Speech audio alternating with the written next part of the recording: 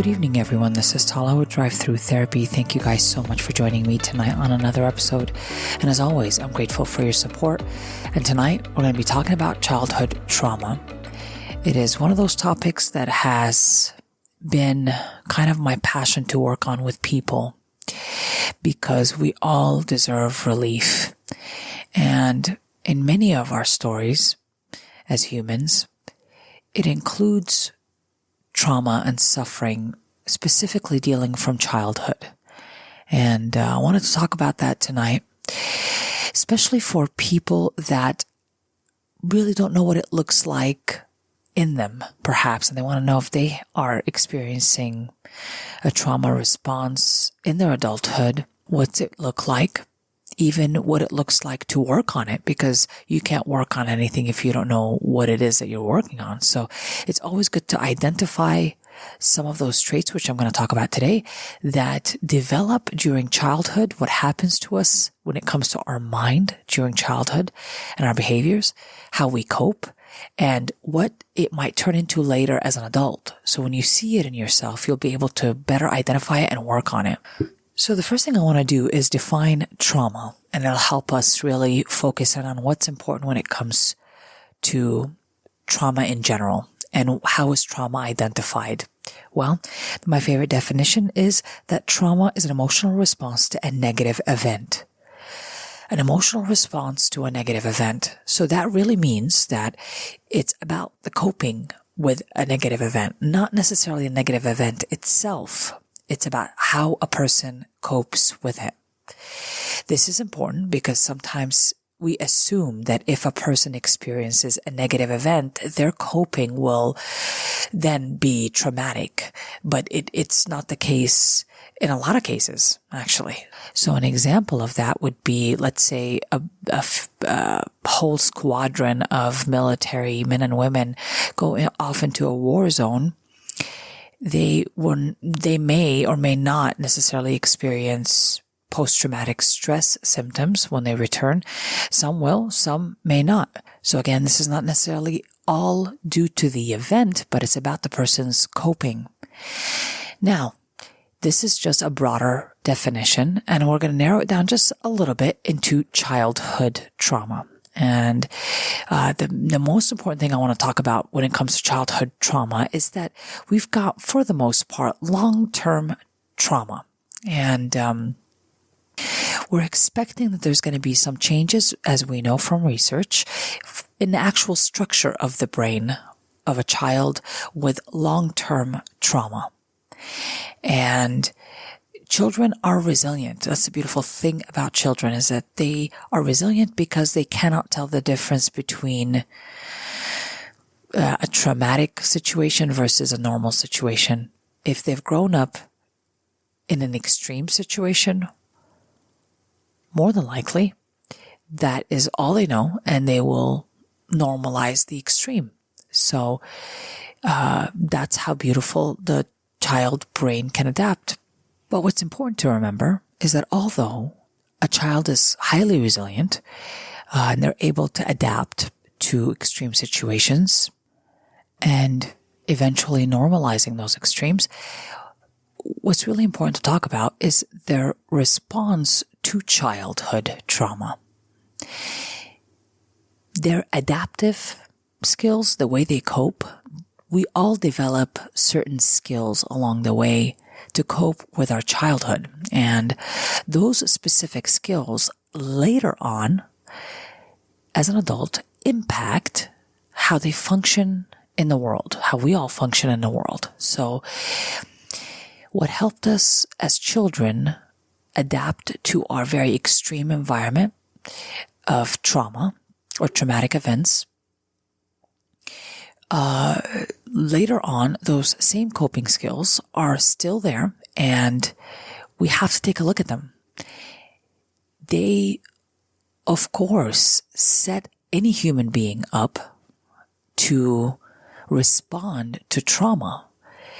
And your brain is habitual. The human brain is habitual. So it will still maintain those coping skills, those beliefs that it set up from early on, will still maintain them later on, even though they don't really need to quote unquote survive any negative events, but they're going to still, unfortunately, recreate those specific traumatic situations. Or let me put it this way, they're going to recreate these events in their perception in order for them to respond with their old responses. So one would say that a trauma response is not about a response that is accurate to the more immediate situation that we're in. We're not reacting to this. Most trauma responses are a reaction to an internal narrative or processing that we have. We have certain beliefs that we've acquired from our past, especially when we're talking about childhood trauma, that are activated emotionally as an adult, and we react in the ways we've reacted before to survive, which makes complete sense. And we do it instinctively. So a lot of us are not consciously aware that we're reacting to habitual emotional activations. We're reacting to old beliefs, old feelings, if you will. We're reacting to all of those today. And so usually our reactions are going to be younger than our age, is one way to say that. So we are going to look like we have difficulty dealing with emotions age appropriately. And another thing that you're going to see is that we will usually respond on either extreme. We either overreact in certain situations or we underreact in certain situations. Either extremes will be demonstrated with a trauma response. So I can either be overreactive in a situation where I'm yelling, screaming, jumping around. I might be aggressive, violent, or on the other end, I might completely avoid, comply, whatever the case is when it comes to the event. I might underreact to it where I need to, for example, speak up or I need to make decisions. I might just be on the very helpless, passive end of that. So I hope you're getting an idea here of the kind of the basic and probably the more obvious responses to an adult that has experienced some sort of childhood trauma. Whether it's long-term, short-term, it just depends on each person and how they have coped and what they've learned along the way. That will depend on that. So I really can't tell or see the pattern here. I think it's trauma's trauma when it comes to childhood, and usually children are helpless, so they will be in a long-term situation for the most part because of their inability to defend themselves and make decisions. So, it's very rare that a child, if they've experienced a familial trauma, that it just ends. It just kind of unfortunately goes on for the duration of the childhood, or a large part of the duration of the childhood, maybe until the child is placed out of the home, and even then more negative experiences occur perhaps. So usually children that have many risk factors like poverty, domestic violence, a history of trauma. If you ask me, that's another risk factor.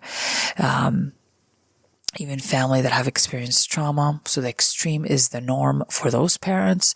They're probably going to deliver something similar to that to the children, because they really can't help it for the most part unless they're aware and they've done some self-examination and some therapy on this.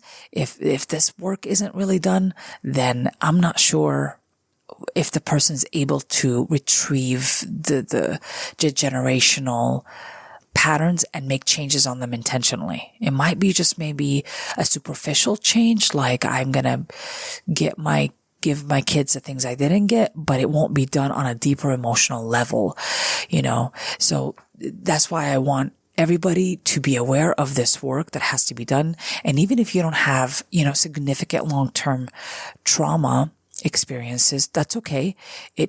This could be valuable information just for you if you're raising your children, or if you're meeting someone that is either overreactive or underreactive and may have expressed childhood trauma. You get to know and empathize with them a little bit more after this episode, because you're going to understand a little bit more of where they're coming from. So let's take a look here at an important part, because we've kind of talked about what it looks like in adulthood, just the basic stuff.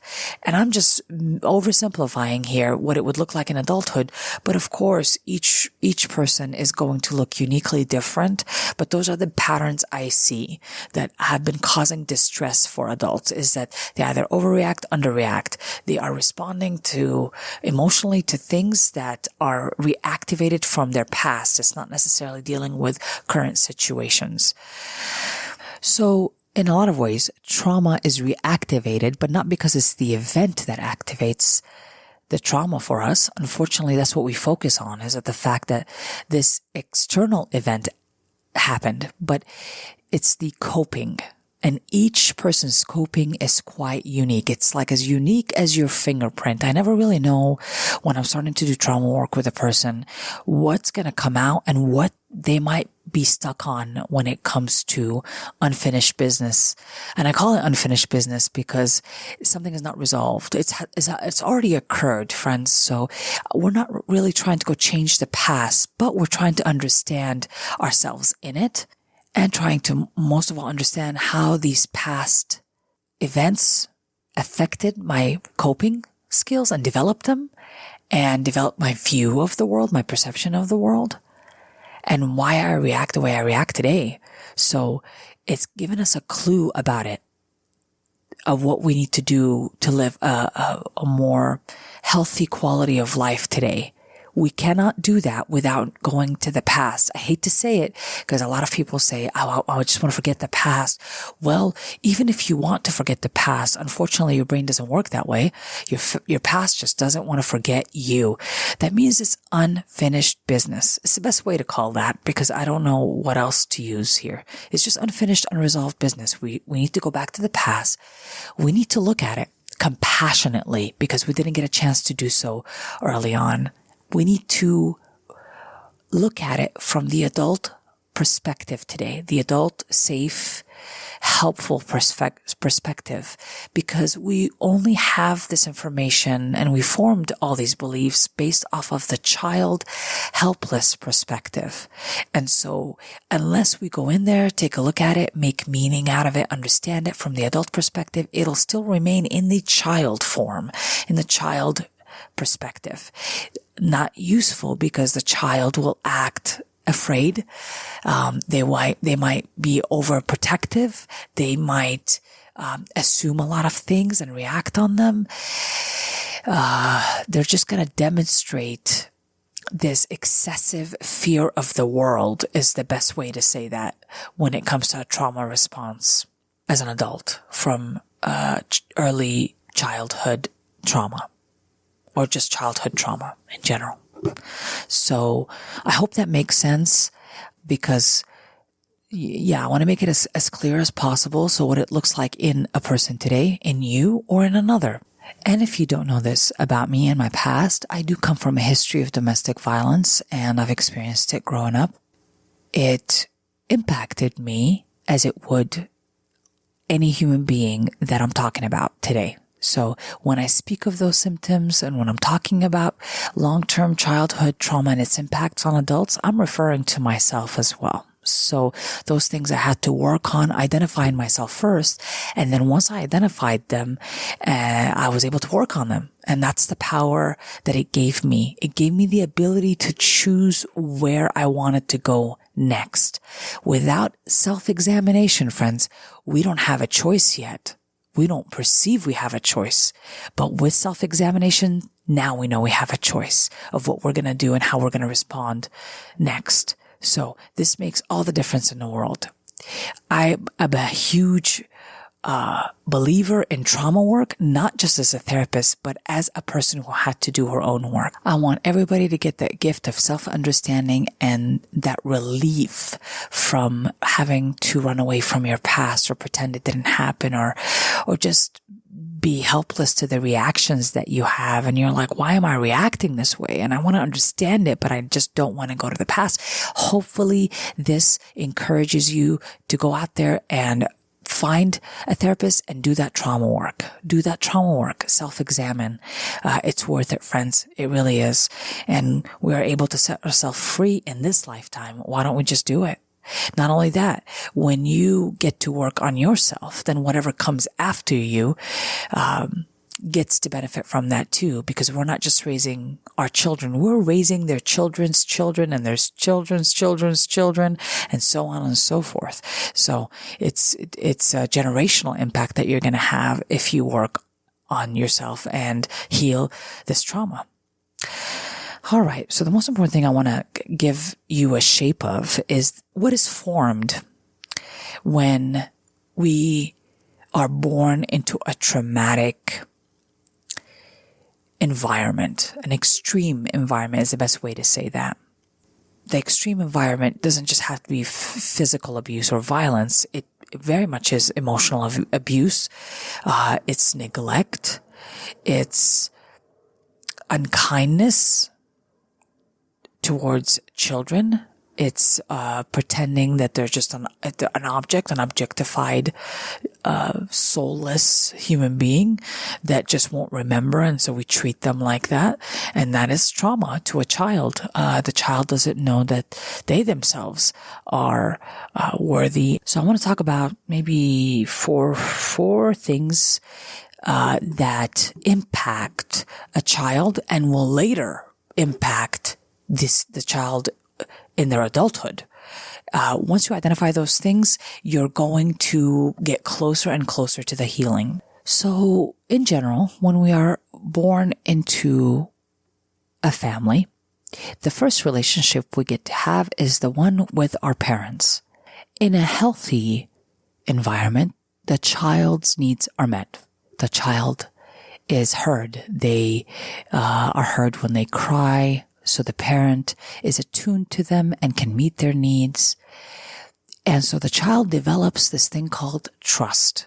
They start to trust and rely on a responsible parent that meets their needs.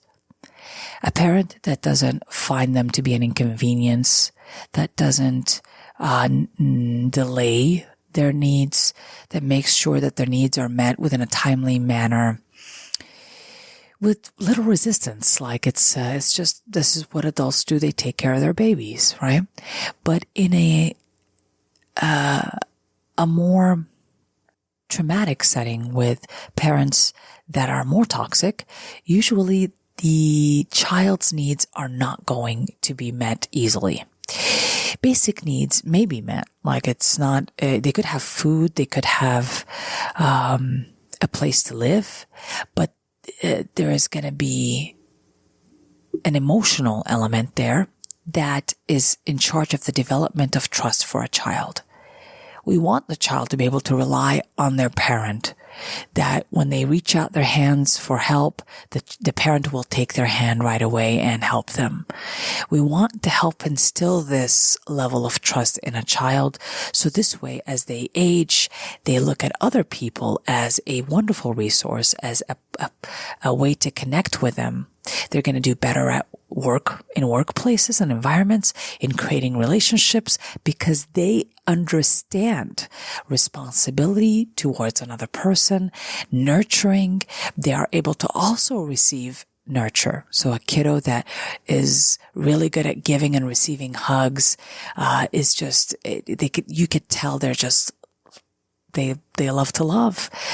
We want to build that in that kiddo. We want to make sure that they are able to build trust and trust appropriately, right?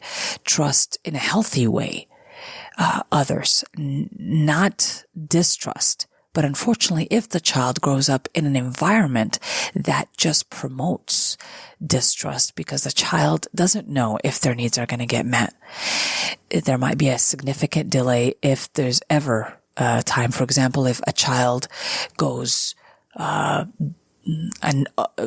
days without seeing their mom, or a night because mom is out, doing whatever, and the child is just at home and they're just waiting for the parent, and the parent doesn't show up. Sometimes the kids or the siblings might take care of this child, but the parent isn't there. The parent is not taking care of those needs. So, nothing replaces the adult parent to the child. This is where the child comes from. So they get to determine their value, and they form their self-esteem based on the responses that the adult has towards them as a child. So the child that grows up later to become an adult, and they came from a traumatic environment, a lot of times they're going to have difficulty trusting people. So they'll even say it out loud. They'll say things like, I don't trust people, or people are not responsible, they're not reliable. They have a strong, out loud, negative opinion or perspective of people as a whole. The funny thing is that they are people themselves. They're part of that population, right? But unfortunately, they do not connect that. They think people are bad, people are not to be trusted. And they're going to, like I said, have difficulty at work, have difficulty in relationships because they're automatically defensive and need to protect themselves.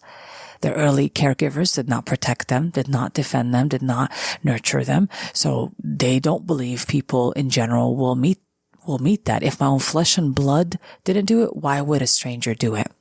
So unfortunately, those individuals are going to have a hard time with love. They're going to have a hard time with attaching in a healthy way. It'll be either possessive, extremely possessive, or avoidant. There's another, and again, it's going to look extreme, but just think about trauma responses are going to be on either extreme. Hopefully that helps a little bit. So the first we talked about is that the formation of trust and how it impacts childhood all the way to adulthood. The second thing I want everybody to focus on is this child's formation of vulnerability and respecting it. Now, if a child is in a healthy environment, what's going to end up happening is the child's going to form a healthier perspective of their own vulnerability because nobody misuses it. Nobody takes advantage of it. Nobody violates it. Nobody misuses it. It's left intact, and the child is able to be vulnerable without it being used against him. And so in that way, he's able to also be compassionate towards himself, and he starts to build that because he's seen with compassion. So parents or adults are seeing this little child with compassion. The child starts to see himself with compassion. So when he falls on the ground and it hurts, it's wonderful to get the parents' validation that it does hurt, and they come in and they help him or help her to clean that boo-boo up and put a Band-Aid on it and kiss it and make it okay. These things help the kiddo recognize his own needs for love, affection, nurture. He recognizes his pain. More importantly, he recognizes that he's in pain and that he also is deserving of care. Wonderful, right? We sometimes dismiss how powerful this is when we are meeting this child's needs. This child is vulnerable, and the people come to this child's aid, and he gets a sense of security and a sense of self-compassion and self-respect. So vulnerability for this kid later on becomes a very easy transaction. There's a lot of self-acceptance. That means the child can go through difficult moments, and may at times become disappointed. They may lose their job as an adult, but they are much more compassionate in their journey towards themselves, And they're also able to demonstrate compassion towards other people. Oh yeah.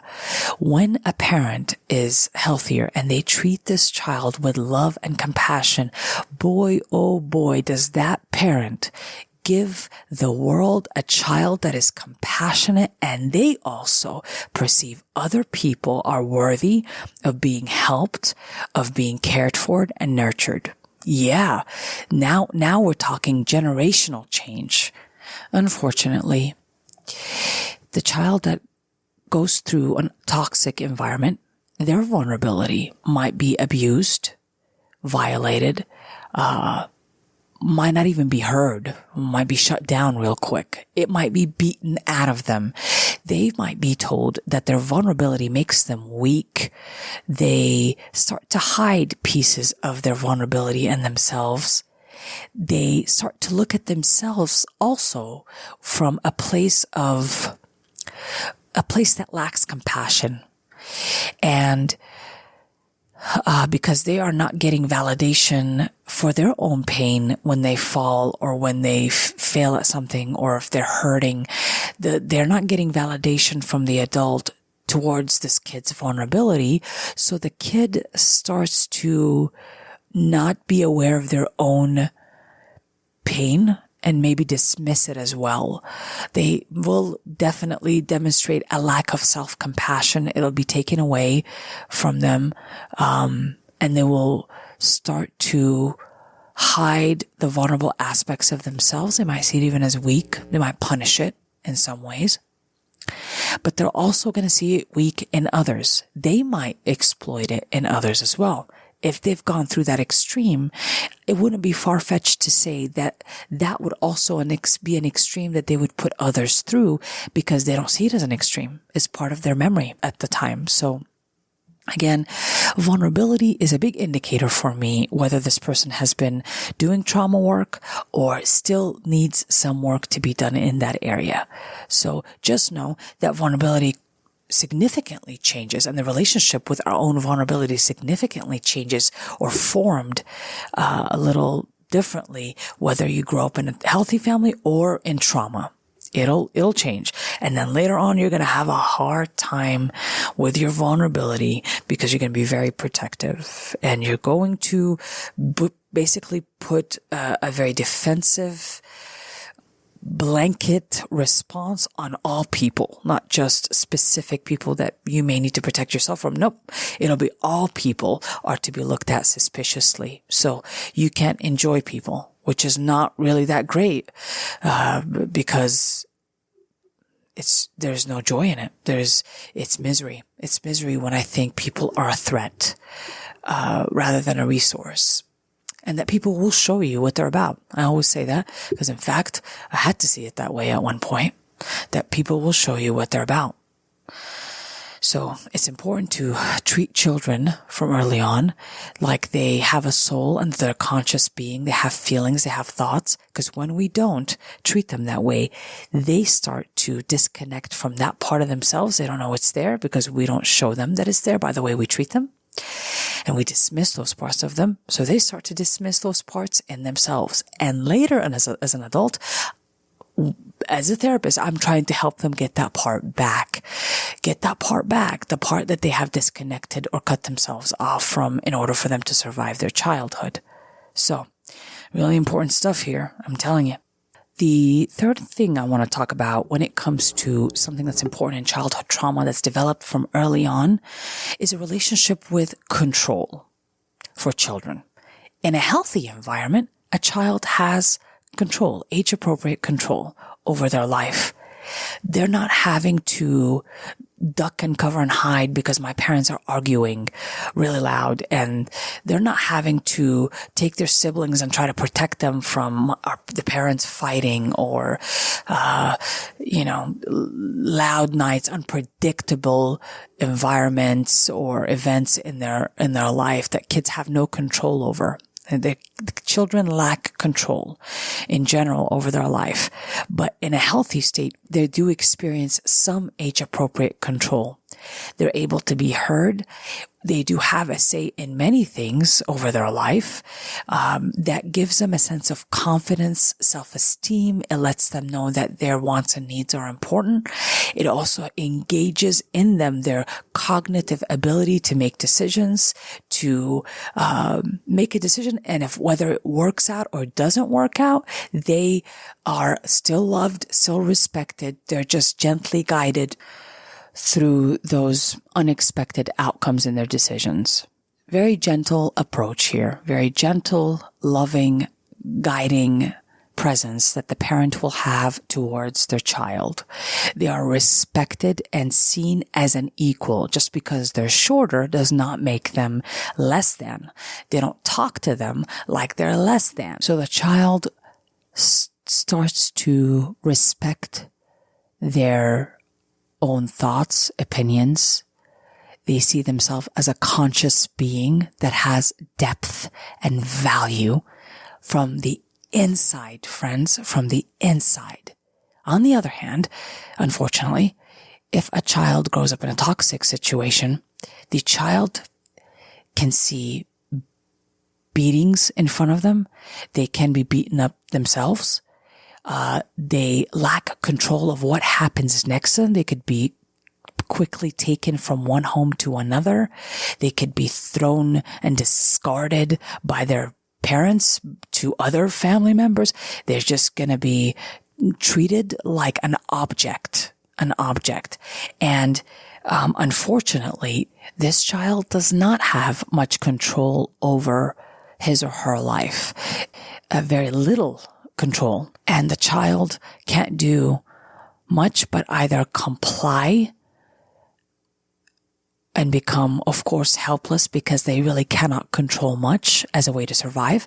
Or they go to the other extreme. They might resist, but in the end, friends, even if they resist, scream, fight, the kid is not going to win over an adult. The adult will always win. Most people do not believe the children. They will believe the adult because the adult is more articulate. So I've seen this over and over again when I worked in the jail setting, working with juveniles that are incarcerated.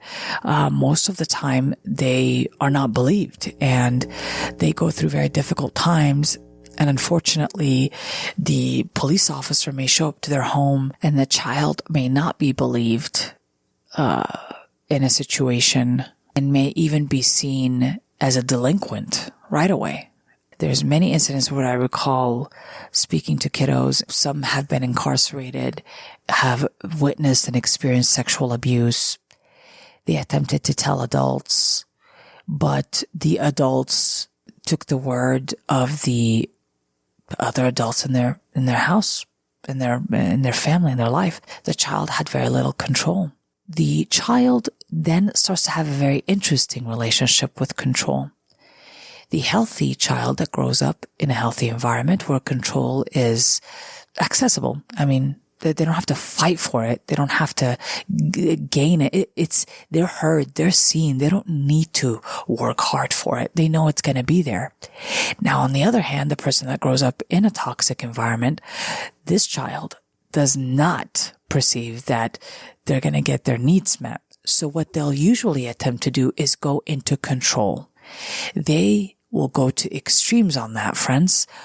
They either will be overly controlling, meaning everything has to be done or come out the way they wanted it to come out. Everything. And it's very difficult. It's not adaptive because there are things that you can control and there's things you cannot control. And with individuals that may have grown in a very toxic, trauma-filled environment, usually they will not find any value in relinquishing some control here or admitting they don't have control over something. Unfortunately, they'll keep pushing for more and more control, which eventually fires back at them, because it's not adaptive. Life doesn't work that way. There's some times in life where we can control things, and there are some days and some situations where it's out of our control, and we need to know the difference in a healthy way, in a wise way. But when we grow up in a toxic environment, all I care about is getting control, whether it's in arguments, in relationships, at work, with people, attempting to control, or it could also be on the other extreme as an outcome for this child who's later an adult. They could completely be helpless towards their situation, their emotions, their environment, and it's just helplessness, which results in the many disorders that we know today. One of the main symptoms is helplessness, feelings of helplessness. That one there is also called learned helplessness. They've learned from an early age that they have no control over anything, and this is how they've learned to cope, is by complying and by being helpless. They will usually internalize in their mind. They'll run away in their mind, in their head, because that's their form of escape. Many children, as a matter of fact, will internalize quite a bit later on as adults in their head and stay in their head all day long, because that was the safest place where they could control outcomes, was in their mind.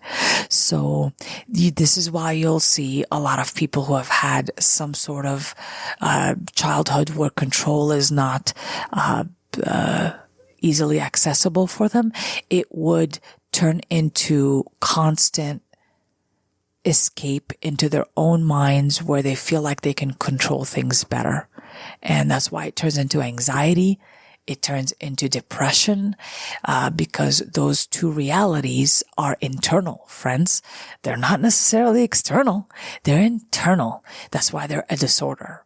So it's not because the circumstances are happening outside of them right now. It is because on the inside, I'm in my head all day long, creating what if scenarios, going to extremes in my head, thinking people might be out to get me. They don't like me. I'm internalizing everything. And this is my way of escape. Of course, this is not an adaptive skill that is helpful for an adult today, but it would have been very helpful for that kiddo to gain some sort of control, which is the only place they have control over in reality, in their mind. This affects them later on, as you can already have figured out, through the impact of mental health issues, disorders that will be developed later on that will impact their daily functioning and their interaction with others, and how they meet their needs later on in life. So I hope this helps you understand the relationship of a human being with control. So a child that may have not experienced any issues with control, and they've had control over their life easily, and they were heard, they were seen, they were thought of as a conscious being, validated for their feelings, thoughts, opinions, emotions.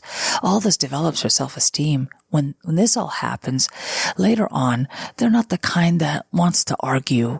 They're not the kind who are afraid to fail in a very significant way. They have an ease with it. They know that there are risks to be taken, but if it doesn't work, they could just pick themselves back up and they try it again. They don't think it's kind of the end of the world.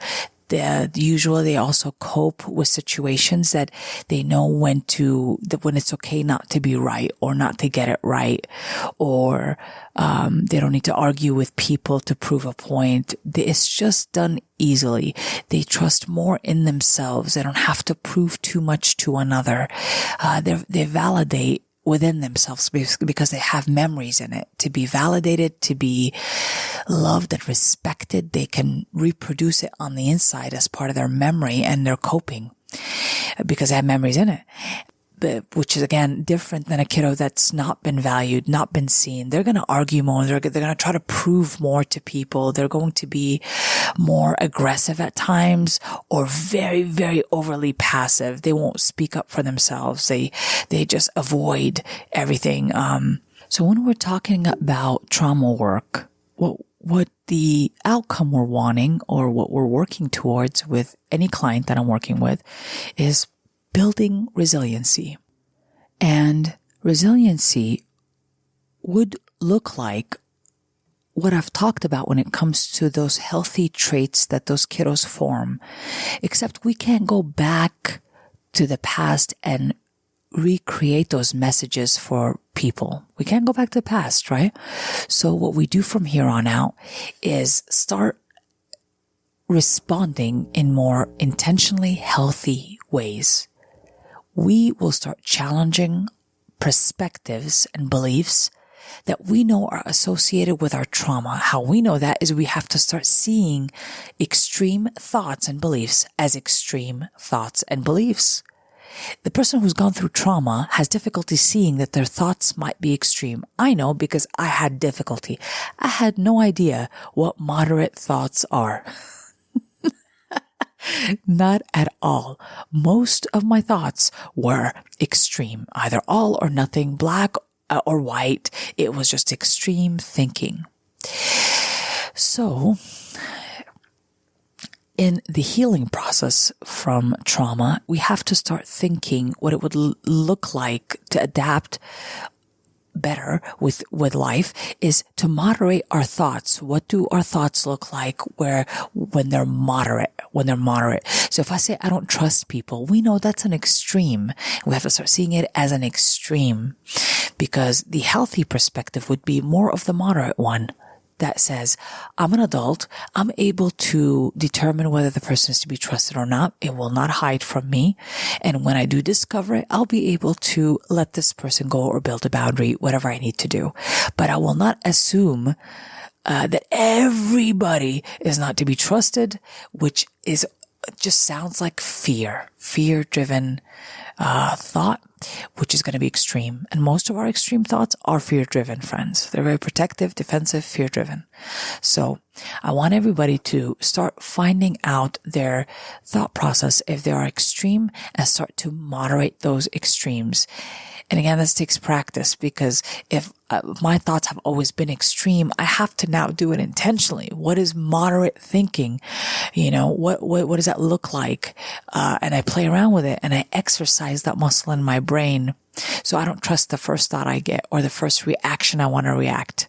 I want to sit back and withhold and recognize this is the first thought is probably not to be trusted. Let me think a little bit more. Okay. So automatically assume that if you've got trauma, your first thought may not be the healthiest one. It might be the quick, instinctual, adaptive response that we've learned from childhood to protect ourselves. And that will start getting you closer and closer to healing. So I wanted this episode mostly to be on seeing those elements in ourselves of trauma, what trauma helped us form, whether it's through our relationship with our vulnerability, relationship with our control, and how it formed the idea of how we develop trust with people. And those are just the basic ones. And they do affect a big portion of our lives and our functioning. There's more to be discussed, but really, we're not going to have time for it in this episode. So I might have to make another episode on this to continue to help you guys develop more ideas on how to build resiliency. So this way we can demonstrate healthier coping, and resiliency is about bouncing back from adversity, almost back to normal. So a person who's gone through trauma and has a trauma response does not bounce back to normal, friends. When something goes unexpected in their lives, doesn't even have to go bad. Unexpected, it could feel like it's the end of the world. And it triggers all these old emotions and feelings of insecurity and the need to control and the need to distrust others or isolate. It'll take us to extremes, friends. It'll take us to extremes. And we need to build resiliency. So that might be a separate episode just so I can take you down and break down resiliency for you, because that happens to be a topic that I have done a few papers on in graduate school. I knew that resiliency was an important topic even back then, because I think resilient people are understudied. We study a lot the people that might have, the illnesses and the disorders, but we don't study enough of what works and why do some people demonstrate positive coping. So, all right, we definitely need to do more studying on that. But I need to dedicate a separate episode because this is about to be an hour episode, hour long, friends. You might have to cut this up in half or something because it's really long, but it's worth it.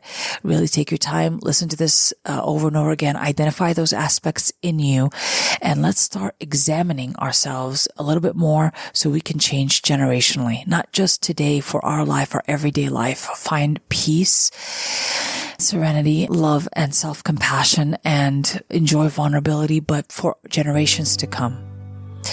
Thank you guys so much for joining me tonight. I'm sending you love and light. According to Sheree Lewis, if you never heal from what hurts you, you'll bleed on people who didn't cut you. This has been an episode of Drive-thru.